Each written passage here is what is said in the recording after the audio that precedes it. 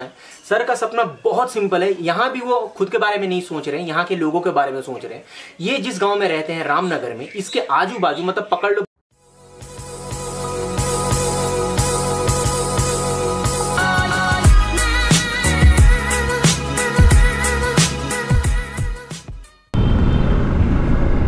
Full. Very good morning to everyone. So अभी का जो टाइम है वो है 7:47 यानी 7:45 बज गए। और आप टाइटल और इसका थंबनेल देख के आप समझ गए हो कि ये वीडियो किस बारे में होने वाला है। और इसके बारे में मैंने इंस्टाग्राम पे भी मैंने कल स्टोरी डाला था। अगर जो मेरे को इंस्टाग्राम पे फॉलो करते हैं तो उनको पता है कि ये क्या होने वाला है। सो एक बहुत ही कमाल के शख्स से मैं मिलने वाला हूँ जो कि इंसानियत का मतलब बेमिसाल नमूना है। और आज इस ज़माने में जहाँ पे लोग पैसे के लिए मर रहे हैं, इवन मी, सो वो एक ऐसे इंसान है जो फ्री में काम कर रहे हैं। मतलब सिर्फ एक दो नहीं, मतलब बहुत बड़ा। सो उनसे मिलने के लिए पहले तो हमें उनके पास पहुंचना पड़ेगा, जो कि ये मेरे घर से डिस्टेंस है अराउंड 170 किलोमीटर।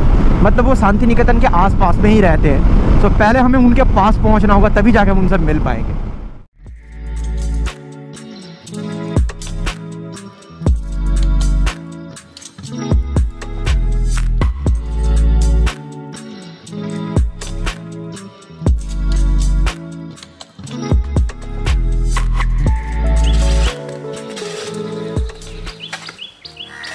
कहते हैं ना कि भगवान को ढूंढना उतना आसान नहीं होता, वैसे सर का भी घर था।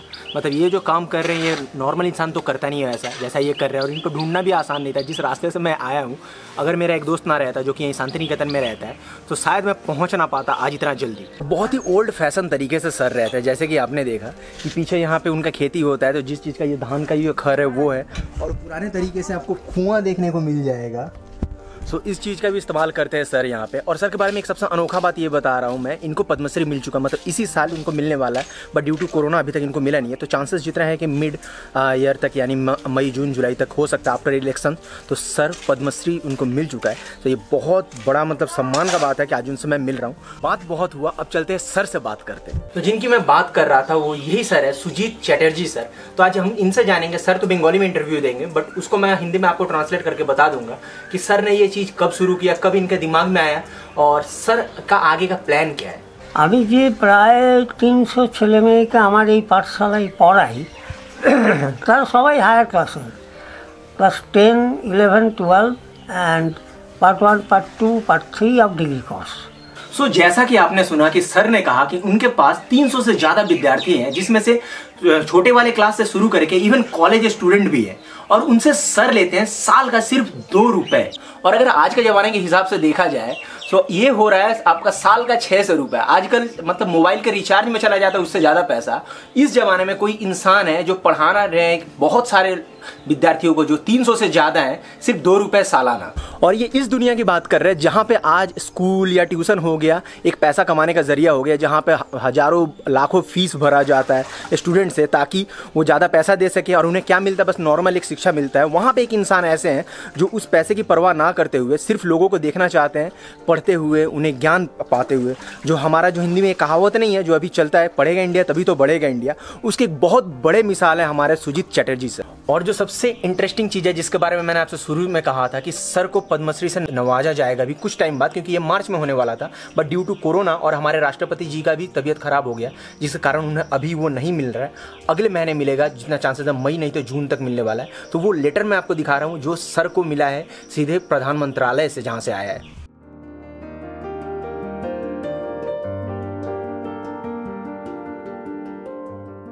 ये आपको लग सकता है कि बहुत इजी रहा होगा सर के लिए कि सर ने स्टूडेंट्स को बुलाया, उनको फिर पढ़ाना स्टार्ट करा और आज इस जगह पे है। ऐसा कुछ नहीं है। सर शुरू में एक स्कूल से उन्होंने बात करा था, जिस स्कूल में बात करा था उस स्कूल में वो सर पढ़ाते थे। और जिस हेडमास्टर से सर ने बात करा था वो सर का स्टूडेंट था, वो बंदा, मतलब वो हेडमास्टर वो सर का स्टूडेंट था। तो सर ने उनसे बात करा कि आप मुझे एक छोटा सा क्लासरूम दे दो कि मैं कुछ बच्चे हैं मैं उनको पढ़ाना चाहता हूँ। बट उस इंसान ने सीधे सीधे सर को मना कर दिया क्लासरूम देने से। उसमें उसका कुछ जाने वाला नहीं था, सिर्फ क्लासरूम देना कहना था सर कुछ बच्चों को पढ़ाते और स्कूल को बंद करके, मतलब उस क्लास को बंद करके उसको साफ सुथरा रख के फिर घर चले आते, बट उस बंदे ने दिया नहीं जो सर का स्टूडेंट था। मतलब सोचो दुनिया कैसा है। तो यहाँ पे ये मत सोचो कि सर अच्छे हैं तो उनके आसपास के सभी अच्छे हैं, ऐसा कुछ नहीं है। फिर सर के पास एक चैलेंज मिल गया और एक हताशा भी कि उनको करना क्या है। तो सर उसी टाइम उन्होंने डिसाइड करा कि ये जो मेरा छोटा जो 5x5 का जो आंगन है मैं वहीं पे पढ़ाऊंगा। तो आज वो 300-350 स्टूडेंट्स को यहीं पे पढ़ाते हैं अलग अलग शिफ्ट में। तो यही वो गलियारा है कि हर एक अलग अलग शिफ्ट में, मतलब सर सुबह 6 बजे से पढ़ाना स्टार्ट करते हैं और रात हो जाता है, रात का 7-8 बज जाता है, और यहीं पे वो एडजस्ट करते हैं कैसे भी पढ़ाने का। मतलब कुछ स्टूडेंट्स का रो यहाँ पे एक लगता है, मतलब 8-10 लड़के लड़कियाँ यहाँ पे बैठते हैं और 8-10 लड़के लड़कियाँ यहाँ पे बैठते हैं। तो इससे हमें क्या सीख मिलता है कि हमें कुछ बड़ा करने के लिए क्या हमारे पास कुछ बड़ा अपॉर्चुनिटी होना चाहिए? जी नहीं, हमारे पास छोटा अपॉर्चुनिटी भी मिले तो उससे हम बड़ा कर सकते हैं। हमारे लिए कोई बड़ा बिल्डिंग का जरूरत नहीं है जहाँ पे हम 400-500 बच्चों को पढ़ा सकते हैं। जैसे सर आज ये 5x5 की एक जगह पे पढ़ा रहे हैं और यहाँ से लड़कों को बहुत एजुकेट करें, लड़के नहीं इवन लड़कियाँ हैं। और शायद जितना मुझे पता है कि 80% से ज़्यादा लड़कियाँ सर पढ़ाते हैं। मतलब जो लोअर मिडिल क्लास फैमिली से आती हैं, चाहे जो लड़के आते हैं जो अफोर्ड नहीं कर सकते पढ़ाई, जो इवन गवर्नमेंट स्कूल को भी अफोर्ड नहीं कर सकते, सर उनको पढ़ाते हैं। और सिर्फ इस छोटे से जगह में अपने पुराने घर पे वो पढ़ा रहे हैं और आज उनको इतना काबिल बना रहे कि आज वो अपने लाइफ में कुछ कर सके वो।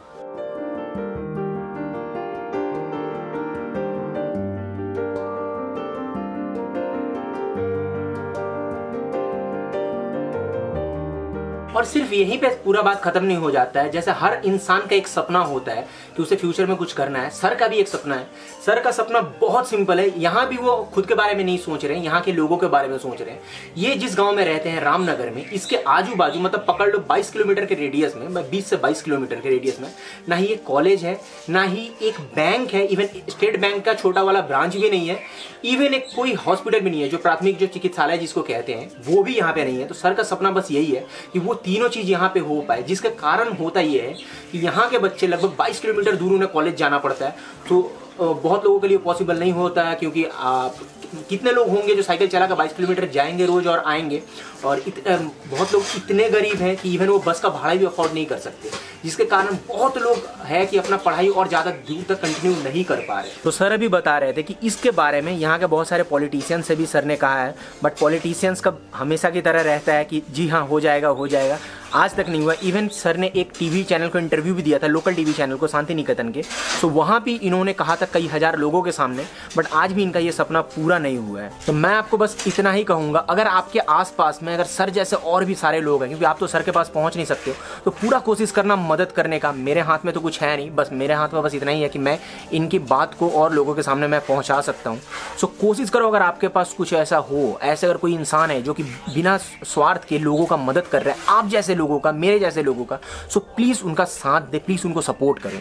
अभी सर के घर के अंदर जा रहे हैं, जो सर को जितना जो मेडल्स मिला है, जितना अवार्ड मिला है, वो देखने के लिए।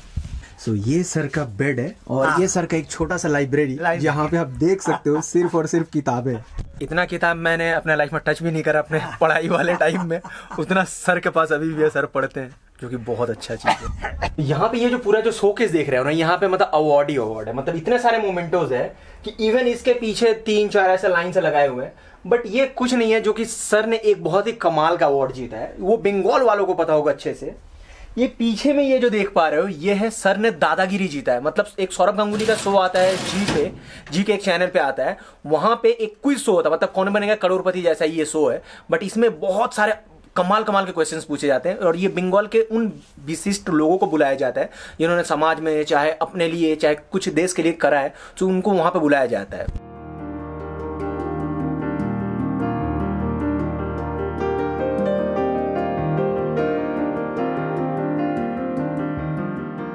और सर सिर्फ यही काम नहीं करते हैं, सर इवन जो यहाँ के जो गरीब लोग हैं जो इलाज नहीं करा सकते हैं थैलेसीमिया का, सो हर साल सर कोशिश करते हैं कि कुछ हो सके कम से कम 5 से 10 बच्चों का इलाज कराने का। तो इस साल सर ने कराया 10 बच्चों का थैलेसीमिया का फ्री में इलाज, और पिछले साल सर ने कराया था 7 बच्चों का इलाज। उससे पहले उन्होंने शुरू करा था 1 से, और आज धीरे धीरे बढ़ते जा रहा है, क्योंकि सर भी कुछ मदद करते हैं, इनके बच्चे भी मदद करते हैं, जो सर के बेटे और बेटियाँ हैं, और गाँव के भी बहुत सारे लोग हैं जो पैसा इकट्ठा करके सबका मदद करने करने का कोशिश करते हैं, इवन सर के स्टूडेंट्स भी। और सिर्फ यही नहीं, जब आम्फन जो आपका जो सुपर साइक्लोन आया था उस दौरान आपको पता है कि लॉकडाउन चल रहा था और वो अवस्था इतना ज़्यादा ख़राब हो चुका था लोगों का कि लोगों के पास खाने का नहीं था। तो सर ने करीबन 250 परिवारों को 4 बार बहुत सारा खाने का सामान दिया, मतलब एक पूरा पैक करके, जिसमें टोटल खर्चा पड़ा था 75,000 से भी ज़्यादा। तो उस सब का जो खर्चा है सर ने और बाकी लोगों ने मिल के उठाया था। तो सर ने 250 लोगों का उस वक्त मदद करा था। तो सर का सिर्फ वो जो भलाई का जो काम है सिर्फ वो पढ़ाई तक ही सीमित नहीं है, लोगों का जैसे भी हो सके उसमें वो मदद करने का पूरा कोशिश करते हैं। आशीष सर, तो अभी सर के घर से जाने का टाइम है। By the way big thanks to ये सारन, ये मेरे साथ पहले क्रिकेट खेलता था, बहुत पहले का बात है। और ये उसका दोस्त है राहुल, ये भी मेरा सब्सक्राइबर है। सबसे कमाल का बात तो ये है कि राहुल को नहीं पता था कि सारन मेरा दोस्त है। तो राहुल ने सारन को बताया था कि पता है ऐसा एक भाई है जिसका मैं वीडियो देखता हूँ। तो वो बताया कि ये तो मेरे भैया है, मतलब मेरे साथ खेलते थे। तो आज जाके इससे भी मिल लिया। तो यहाँ पे आने का जो सबसे बड़ा जो क्रेडिट जाता है इस बंदे को, क्योंकि मैंने ऑनलाइन देख के मैंने बताया था कि ऐसे एक सर है रहते हैं। तो इस बंदे ने कल इस गर्मी में सर का पूरा एड्रेस ढूंढा है। सो और एक चीज़ है कि सर जब गए थे दादागिरी में तो सर ने एक पोएम बनाया था सौरभ गांगुली के लिए, बहुत पहले, मतलब करीबन 15-20 साल पहले का बात है, जब सौरभ गांगुली जब कप्तान हुआ करते थे भारतीय टीम का, 15-20 साल के उससे पहले का बात है। पर सर को कभी नहीं लगा था कि वो कभी अपने मुंह से सौरभ गांगुली को वो पोएम सुना पाएंगे। सो उस पोएम को सर ने सौरभ गांगुली के सामने भी सुनाया और वो पोएम सर के जवान से मैं आपको सुनाऊंगा इस वीडियो के एंड में, पोस्ट क्रेडिट सीन में आप उनका सुनना।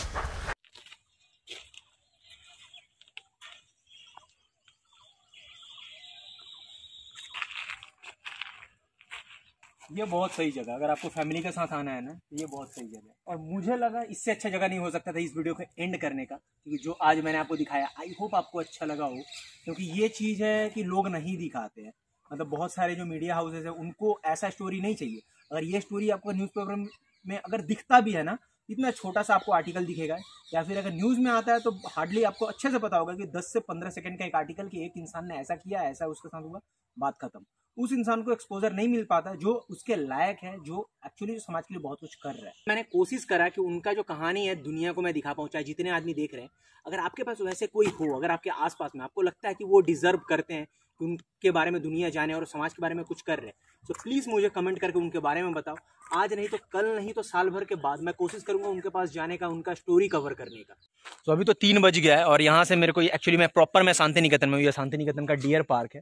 तो यहाँ से मेरे को घर पहुँचने में लगेगा लगभग 3 घंटे लगते हैं।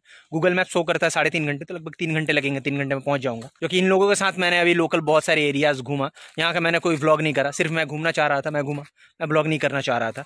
तो वो घूमा। हाँ, ये डियर पार्क आके मैंने डियर देखा, ये देख के मेरे को बहुत खुशी मिला, बहुत अच्छा मिला। और आपके लिए एक प्रो टिप है, आप यहाँ पे आते हो ना, ट्राई करो ठंडी में आने का, गर्मी अवॉइड करो, क्योंकि हद से ज़्यादा गर्मी है, बहुत ज़्यादा गर्मी है। वो अलग बात है मैंने जैकेट भी पहना है, बट फिर भी गर्मी बहुत ज़्यादा है। सो आई होप आपको आज का ये वीडियो अच्छा लगा है। अगर लगा है तो लाइक कर देना, और अगर आप इस चैनल पर नए हो और अभी तक इस वीडियो को देख रहे हो, दैट मीन्स आपको कुछ ना कुछ तो अच्छा लगा मेरे कंटेंट के बारे में या फिर मेरे बारे में। सो पता है ना क्या करना है, सब्सक्राइब कर देना। सो इसी नोट पे मैं आपसे मिलता हूँ नेक्स्ट वीडियो में। Till then ride safe, use helmet and respect your parents, respect your country. जय हिंद, बाय बाय। ভারত পাকের বিবাদ শুরু স্বাধীনতার কাল থেকে, এবার এলো ক্রিকেট লড়াই। সবাই ভাবছে জিতবে কে, সৌরভ না ইনজামাম, কার গলাতে জয়ের মালা, বিজয়লক্ষ্মী পরায় সেটা এবার যেটা দেখার পালা। 15 বছর আগের খেলা এখনও ফিকে হয়নি যেটা, আজও দোলায় আমজনতায় পুরানো সেই দিনের কথা। লড়াই শুধু ক্রিকেটেই নয়, টিভির সত্য নিয়েও লড়াই। দেখার ভাগ্য হবে কিনা সবাই এখন ভাবছে তাই।